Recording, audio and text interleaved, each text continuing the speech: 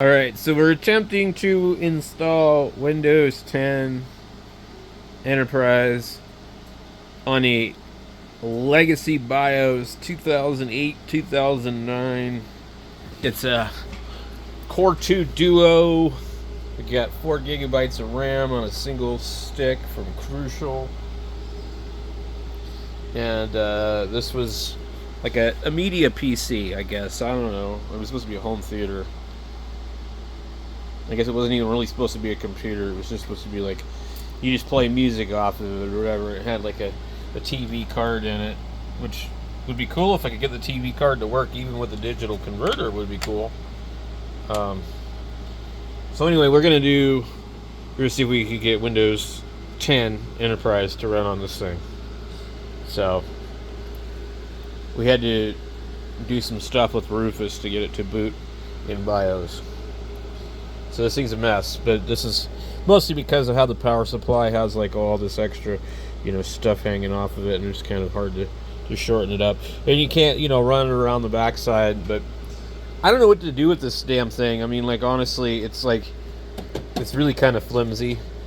I mean, if I throw it away, or donate it or whatever, if I recycle it, I'm going to pull the power supply and the drives, and then we're left with this crap here. I don't know what gigabyte video card's in here, but it actually has a fan on it, which is kind of neat. Maybe a TV card. So basically, the fans are probably worth more than anything else in here. I don't really want to deal with this power supply because it has all the extra crap on it, and it's just messy. But anyway, let's see if we can get Windows going. Now, if you're going to do this, first thing I recommend is make sure you have your internet disconnected. That way you can proceed without being required to create a Microsoft account. So we'll click install now. And you can totally run this without activating it. I mean, it will eventually nag you, and I don't know what else it will stop you from being able to do. And you can pay for a key. With Enterprise, that's what you have to do. You have to pay for a key or, other things. But anyway, big companies have a volume license. When you give them some money, they give you a volume license key that's good. Something like that. I don't know. I personally just run it and ignore it.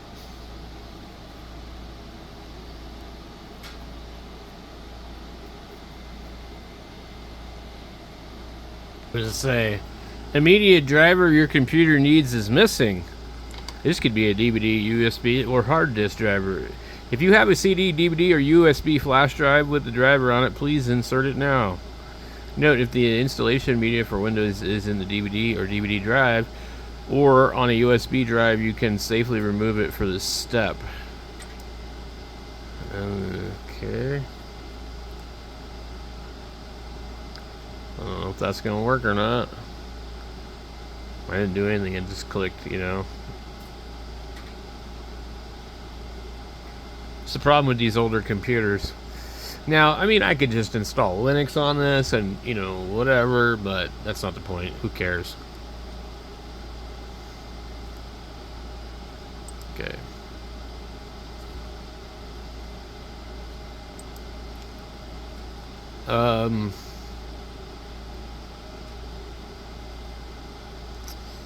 Yeah, I don't know. Let's see.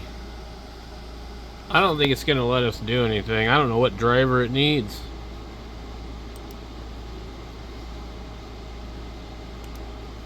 Yeah, I don't even know what driver it needs.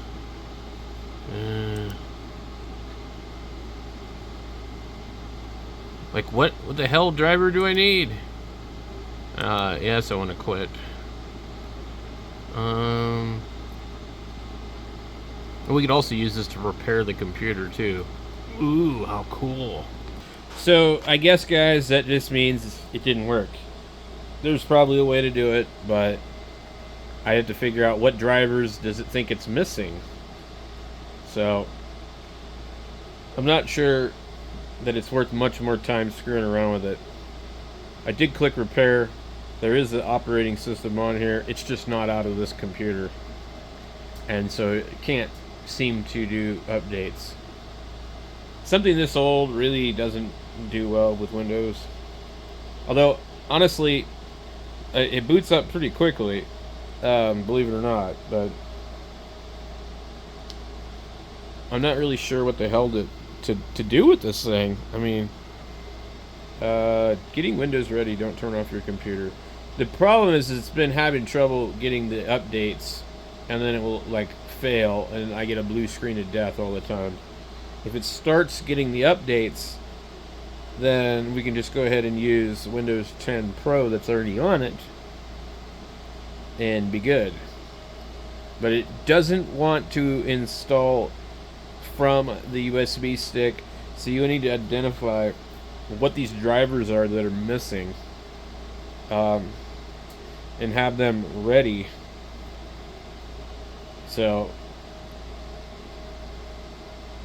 again, it just doesn't really make any sense to really use this thing for that kind of purpose.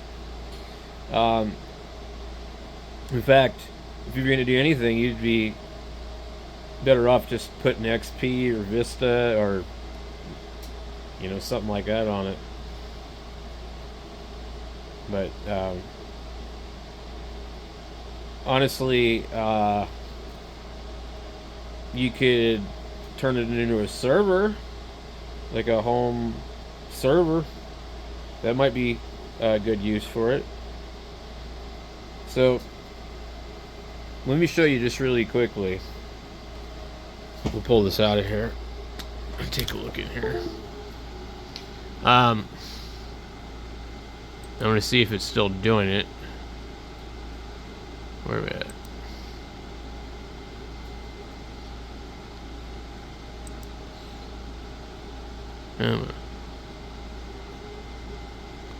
Well, now it's actually checking for updates.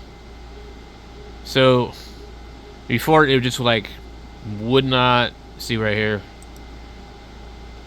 It refuses to do these updates. I don't know what the reason is.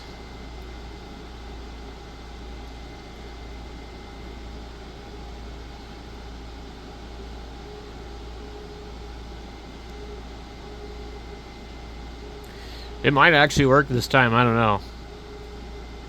Awaiting install, downloading 57%. Doesn't seem to be changing though. Might help if I have the Ethernet cable plugged in. I unplugged it when I was trying to do the installation. Because usually if it's plugged in, they're going to try and get you to do a Microsoft account. Now when you use Rufus though, Rufus will give you an option to create a local user account. I don't know if that bypasses all that crap or not. But right now it's actually downloading. But I still would rather have the Enterprise on here, because this is going to be end of life here in a couple months. 80%. Woohoo. 100. Well, we have to download the drivers, and now I didn't extract them, so now I gotta eject it. These things are super touchy. So let's see if this thing will do anything. Oh my god. Alright. So I don't know which one it will be. Of course the damn thing says, there's nothing there.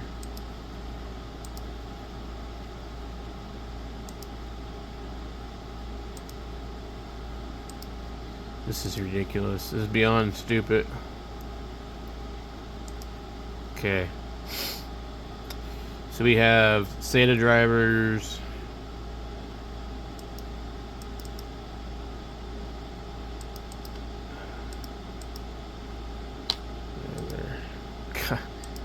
Like,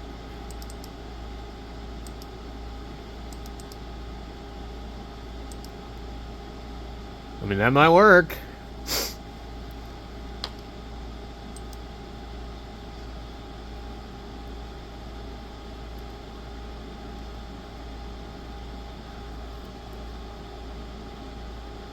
I remember this used to actually be pretty common with custom motherboards. But I don't think this is working. Who knows?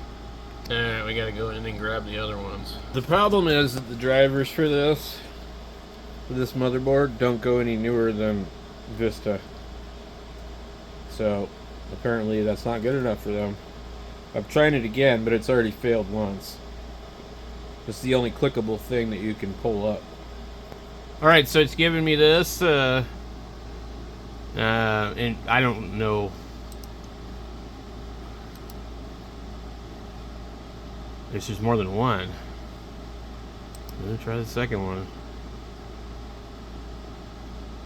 This is what it did the last time too.